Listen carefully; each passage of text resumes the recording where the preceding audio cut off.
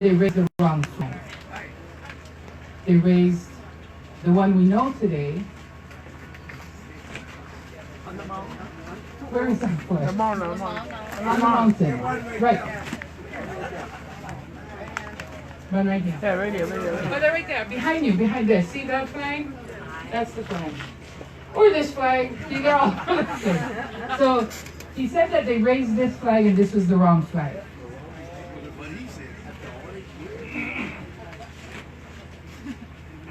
Well, I'm going to tell you a story. Okay, I'm going to tell you a story. So Eugene is a friend of mine. He's a good man, and he intended well. Honestly, Keanu and I bumped into him in Office Max about 98 or something like that. And he was all excited and he showed us all his papers for all this new flag he found. And he was telling us a story that this is not a real flag. He's found the real flag. And we both went, no, stop, no. Anyway, next thing you know, there were t-shirts, there were flags, and it was everywhere. But I think that the kind of quick embrace of this flag speaks to how little we know of our own history. Yeah, it speaks to a disconnect that we have with what is our real identity and what our history is. Because for a lot of people, that history is shameful, that history is not proud, that history is something we wanted to walk away from. So, here we are today. There's a lot more information, as you can see, in all these days being here. Hawaiian language newspapers are up online. Access to material that has never been accessible before is now available at your fingertips. And it's a new generation. The generation today is informed, they have access, and they are active, right? So it's a new time. So here I am talking to you, okay? So that's that flag. So I'm going to go back now to the beginning of the Hawaiian flag. In 1794, Kamehameha united all of Hawaii Island under one rule, right? It was his now. He was the sole ruler of this island, right? And in 1794, he had had a lot of conversations and negotiations with a man named Captain Vancouver, who was a British captain. Captain Vancouver had the authority to make treaties with wherever he went. And so he and Kamehameha became good friends. They came up with this plan, which, by the way, I think was a brilliant plan, to put take Hawaii Island. Now, he wasn't talking about all of Hawaii. He was just talking about Hawaii Island. He put Hawaii Island under the protectorate of Great Britain, right? Because a lot of ship captains would land here and make their demands on people and try to push their will here. And Kamehameha saw that. So how you do that is he made a real strong pilina, a relationship with Great Britain, and placed his lands and his people under the protection of Great Britain. What he also did is created a flag, because he saw that they had a flag. At that time, Captain Vancouver gave to Kamehameha a flag, a British flag. And he used to fly this flag at Kamakahoni, because he was under them, so he was real proud of it. At some point, he decided he needed his own flag. So there was a company called the East India Company who did a lot of trading, used to come in a lot. This was their flag. This was what the East India Company's flag looked like. It's red and white. The stripes are red and white, but with a Union Jack in the corner, right? So he got the idea from this flag, and then created our flag. You guys want to see? This is the East India flag. So our flag is fashioned after this flag.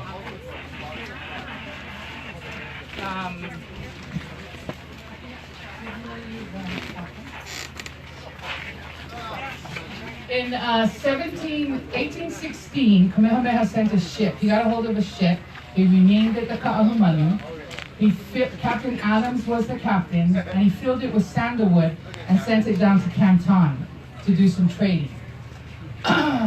He thought he could fly his flag, China would recognize it, and he wouldn't need to pay duties to do his trading. Well, it didn't work. He actually ended up losing about $3,000 in the whole exchange. But then he realized the importance of the flag. Your flag needs to be recognized. Right? You can't just pop up any flag and that will work. In 18... Right. Oh, well, Kamehameha had it flown on the Ka'ahumanu when the Ka'ahumanu went down to Canton, hoping that they wouldn't need to take duties, right, here, but it didn't work. They had to take duties, and actually it was at a loss for all their cargo. This is a picture done in 1817 of the ship, the Ka'ahumanu, and you can see two things. You can see the two flags. This flag on the top, this is the royal flag. This is the royal flag.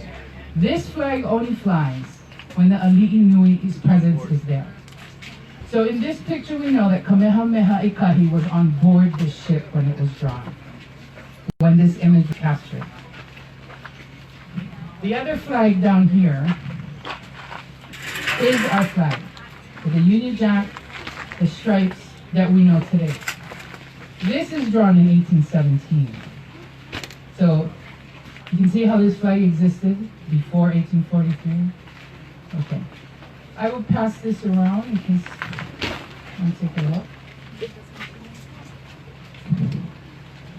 This flag, this is the royal insignia. So this flag only flies when the Ali'i Nui is in the house. But we see this flag here. We see people wearing it. Mostly I think because we don't know. We don't understand. We don't understand our own protocols and our own insignia. Yeah? So we just do it out of pride. But the more people that understand, the better. Right? So, I'll pass this one.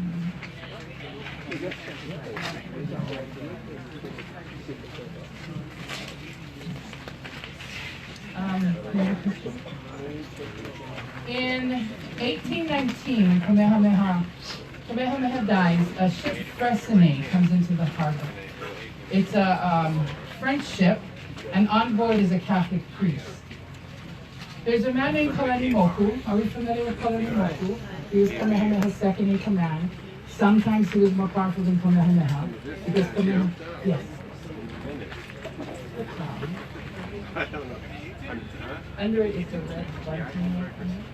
Oh, the collar. These are collar. They're shifting collar when you see that close. These are shifting collar when you see the actual collar. So this flag is what? This is the royal flag.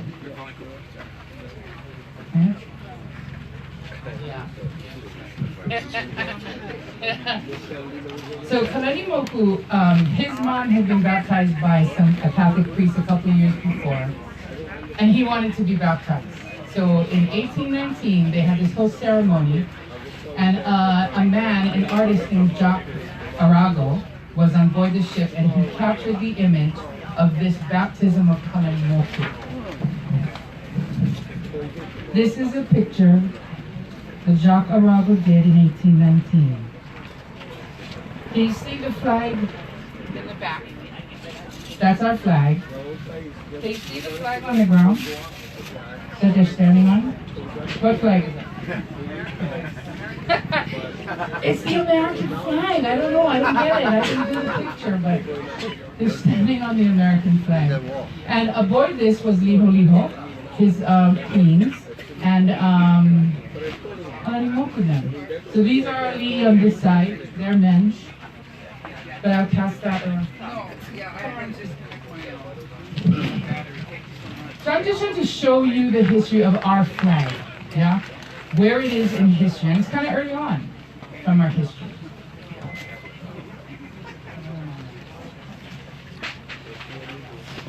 Okay, so the flag exists. Kamehameha dies. Kamehameha II, Liho Liho becomes king. He is, under his reign, they were trying to figure out what was the arrangement with Hawaii as a protectorate under Great Britain. So Kamehameha II, Liho Liho, gets on a ship And he goes to Great Britain to have a meeting with King George, for them to figure out what this means. Hawaii is a protectorate of Great Britain. He ends up dying, as most of us know. In Great Britain, he and his wife and another man passes away. And in 1824 he dies. 1825, Kauikeori becomes king. He's known as Kamehameha Okekoi, and now he is the king. Under Kamehameha's reign in 1839, they do a Declaration of Rights for our people to protect the rights of people. In 1840, they do a constitution. They create a constitutional monarchy. Now it takes place here. I know there's a lot of people who talk about the westernization and colonization. But here, our king, when he had the absolute rule, he could say today, papayas are coupled. You eat it, you die. Tomorrow, not so much. Right? You can eat. He had absolute authority. His word was law. He took his power, his mana, and he put it into a constitution. He put it into a constitution that had to be verified or agreed upon by a legislature, a house of nobles, and the king and premier.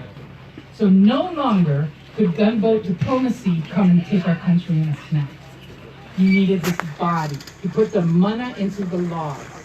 Right? And that's what he did in 1840. So 1842, he's still trying to figure out how to build his country, how to secure his country, how to secure the independence of his country.